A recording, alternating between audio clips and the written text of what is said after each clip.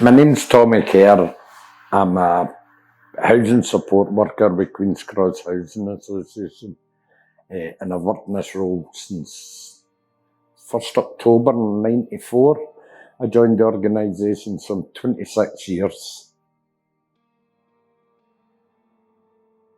Right, the support's in place that we would give it be everything from registering with our supply companies for their gas, electric, registering for council tax, a TV licence, telling them that, showing them how to register for it, making sure they were changed their address with their GP, their doctors, their banks, their benefits, making sure that they were receiving the benefits they should be getting. We still have a welfare rights department. We would get them a benefit check with them and they'd see that they were getting their full entitlement. So there was a full plethora of things. No, it might even be that we'd help them to get, we'd get a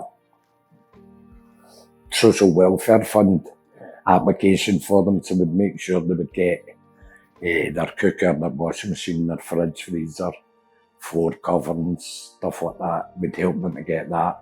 We'd also assist them to get any other furniture they needed. If it wasn't covered with the social welfare fund, we'd look for other places to make applications to charities that would grant them, give them a grant to get some of this flooring and some a suite, even though anything, kitchen equipment, anything that they needed. No, our remit says so much, but what we actually do is so much wider. No, we'll help young people with mental health issues to access services that they need. No, we'll take them to GPs, we'll take them to clinics, we'll assist them to get a CPN involved, which is a community psychiatric nurse involved with them, and then we'll help them to maintain these kind of contacts. Basically, we'll help them to get to their meetings, to make them feel okay about going to these things as well, because a lot of people see mental health as a stigma. Yeah. No, when actually mental health is a thing we've all got. You've either got good mental health or you've got bad mental health, and it's being aware of that and making the young people aware that everybody has mental health. No, we've got, I don't know if you could call them young people now, but there's a young man I worked with at 24. I still assist them now, and actually he was 50 in January, so no, I've took him out of the young bracket, no, much to his annoyance, no, but I've told him no, he's not in the young bracket anymore, but I'll still assist him because he was supported by the project, and he'll phone me queries about benefits or queries about anything, and if I can assist him, I will. No.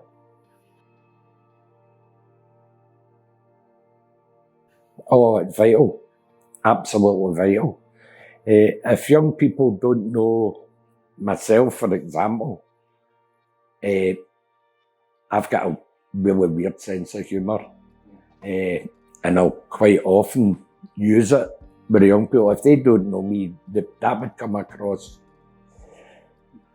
maybe cheeky, or no, they'd have their own version on it, but when they know me, they know when I'm at the wind-up, they know when I'm pulling a practical joke on them and stuff like that. No, and they're all welcome today to me, and they quite often have. No, I've been caught with a couple of crackers, but I'm really quite good at winding up, and I use it as a definite tactic with some young people because it also allows them to relax with me.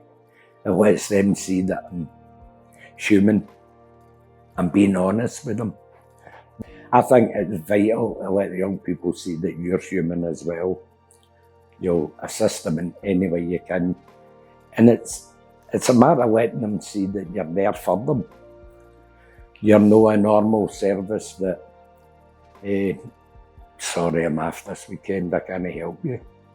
No, if there's something happening with a young person and I'm off, it wouldn't be the first time I've come in and done it, and it'll not be the last time, but it also wouldn't be the first time I've passed it to another member of the team who is working that weekend, who I know is capable of doing it. We'll pass it between us, and they'll pick it up, and the young person feels that they've not been forgotten, they're not been ignored, they're getting a service they want. No, it's just a matter of trust. Building trust with them is a big thing.